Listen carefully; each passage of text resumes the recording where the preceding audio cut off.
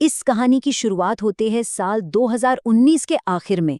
शहर था वुहान। अचानक से लोगों में कुछ बहुत ही अजीब लक्षण दिखने लगे। तेज बुखार, सूखी खांसी और सांस लेने में भयानक तकलीफ। शुरुआत में तो बड़े बड़े डॉक्टर भी चकरा गए थे कि आखिर ये है क्या। किसी को अंदाजा नहीं था कि ये रहस्यमय बीमारी बहुत जल्द एक ऐसा तूफान बनने वाली है जिसे पूरी दुनिया कोविड-19 के नाम से जानेगी। अगर हम इस पूरे घटनाक्रम को एक टाइमलाइन के नजरिए से देखें तो एक स्पष्ट क्रम नजर आता है। 2019 के अंत में वुहान से उठा ये धुआं 2020 की शुरुआत तक पूरी दुनिया में आग की तरह फैल गया। फिर 2020 के मध्य में भारत ने एक ऐतिहासिक और संपूर्ण लॉकडाउन देखा। उसके बाद आई 2021 की वो खौफनाक दूसरी लहर जिसने सबको तोड़कर रख दिया। और फिर फाइनली 2021 के अंत तक वैक्सीन्स के रूप में एक नई उम्मीद जागी।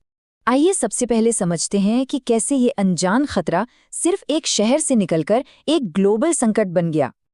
देखिए, शुरुआत में हम सब बहुत ही भोली सी उम्मीद लगाए बैठे थे कि चलो ये बीमारी किसी एक शहर या देश तक ही सीमित रहेगी। लेकिन हकीकत इसके बिल्कुल उलट थी। सिर्फ कुछ ही हफ्तों के भीतर इस वायरस ने दुनिया के कोने कोने में दहशत फैला दी। जो इंटरनेशनल एयरपोर्ट्स हमेशा खचाखच भरे रहते थे, वो वीरान हो गए। बाजारों में सन्नाटा पसर गया और लोग एक दूसरे से मिलने तक से कतराने लगे। और फिर वो पल आया जब हमारा अपना देश भारत पूरी तरह से थम गया। घर से बाहर मत निकलो, बस एक ये हिदायत और सब कुछ बंद। जब देश में कोरोना के मामले अचानक बढ़ने लगे तो पूरे देश में एक अभूतपूर्व लॉकडाउन लगा दिया गया। ये कोई मामूली आदेश नहीं था। इसने रातों रात 125 करोड़ की आबादी को उनके घरों के अंदर समेट दिया।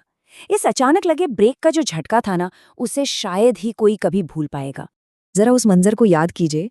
जो शहर कभी सोते नहीं थे, जहां 24 घंटे चहल पहल रहती थी, वो एकदम शांत हो गए। सड़कों पर ऐसा पूर्ण सन्नाटा छा गया मानो शहर भूतिया हो गए हों। ट्रेनें अपनी पटरियों पर खड़ी रह गईं, बसों के पहिए थम गए, स्कूलों के गेट पर ताले लटक गए, मानो किसी ने दुनिया का पॉज बटन दबा दिया हो। और इस ठहराव का एक बहुत गहरा मनोवैज्ञानिक असर भी हुआ। बच्चे चार दीवारी में कैद हो गए और बड़े, वो बस पूरे दिन टीवी स्क्रीन से चिपके रहते थे, लगातार कोरोना के बढ़ते आंकड़ों की डरावनी खबरें देखने के लिए। हवा में हर तरफ एक अदृश्य दुश्मन का खौफ था। किसी को नहीं पता था कि बाहर निकलने पर क्या होगा। लेकिन इस लॉकडाउन की सबसे भारी कीमत किसे चुकानी पड़ी? आइए इस हताश पलायन और मानवीय त्रासदी पर नजर डालते हैं। आर्थिक तबाही का सबसे कड़वा सच उन लाखों मजदूरों ने झेला जो दूर दराज से शहरों में काम करने आए थे। अचानक बिना किसी पूर्व चेतावनी के फैक्ट्रियां बंद हो गईं, रातों रात दिहाड़ी का काम खत्म हो गया। और सबसे खौफनाक बात ये थी कि उनके पास बुनियादी राशन खरीदने तक के लिए पैसे नहीं बचे थे।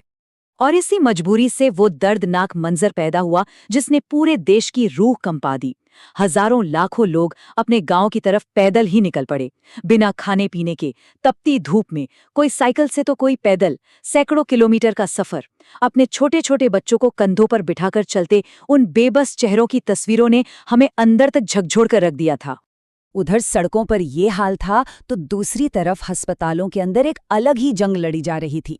हमारे डॉक्टर और नर्सेज दिन रात बिना थके मरीजों की जान बचाने में जुटे थे। जरा सोचिए, उस दमघोटू पीपी किट को घंटों तक पहने रखना कितना मुश्किल होता होगा। और इस अथक प्रयास में कई मेडिकल स्टाफ खुद इस भयंकर बीमारी की चपेट में आ गए।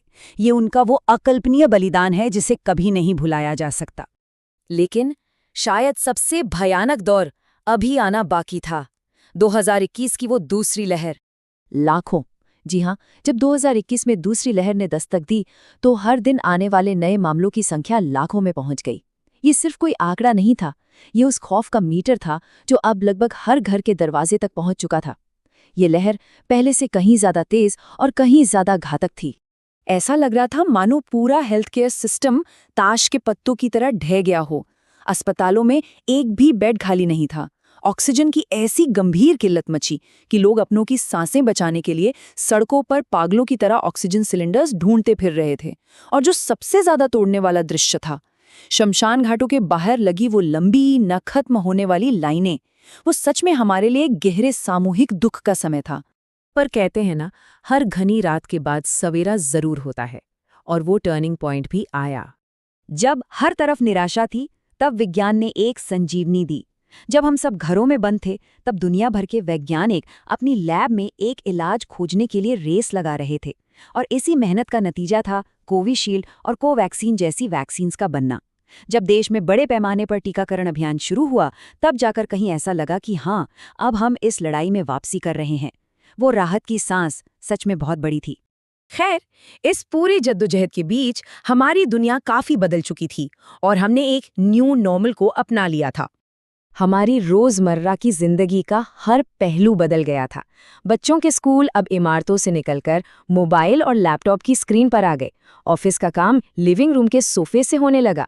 यहाँ तक कि दिवाली और ईद जैसे त्योहार भी वीडियो कॉल्स पर ही मनाए जाने लगे। और सबसे बड़ा बदलाव, मास्क और सैनिटाइजर, जो अब हमारे कपड़ों की तरह ही जरूरी बन गए थे। इंसान का इंसान से मिलना अब पूरी तरह से डिजिटल हो गया था। अब जब हम पीछे मुड़कर देखते हैं तो ये समझना जरूरी है कि इस पूरे दौर ने हमें क्या स्थायी सबक दिए। वक्त के साथ धीरे धीरे ही सही, पाबंदियां हटीं, जिंदगी वापस सड़कों पर लौट आई, बाजार फिर से गुलजार हो गए। लेकिन सच तो ये है कि दुनिया अंदर से हमेशा के लिए बदल चुकी थी। हम वापस अपनी पुरानी दिनचर्या में तो लौट गए, लेकिन वो अदृश्य घाव और वो गहरे एहसास हमारे साथ हमेशा के लिए जुड़ गए। उस मुश्किल दौर ने हमें कुछ बहुत ही कड़वी और सच्ची बातें सिखाईं। पहली, कि जीवन बेहद अनिश्चित है, अगले पल क्या होगा कोई नहीं जानता। दूसरी, परिवार और अपनों का साथ दुनिया में सबसे ज्यादा मायने रखता है। और तीसरी सबसे अहम बात, कि बुरे वक्त में इंसानियत ही हमारी सबसे बड़ी ताकत होती है। जब कोई चारा नहीं था, तब एक अजनबी की मदद ने ही इंसानियत को जिंदा रखा।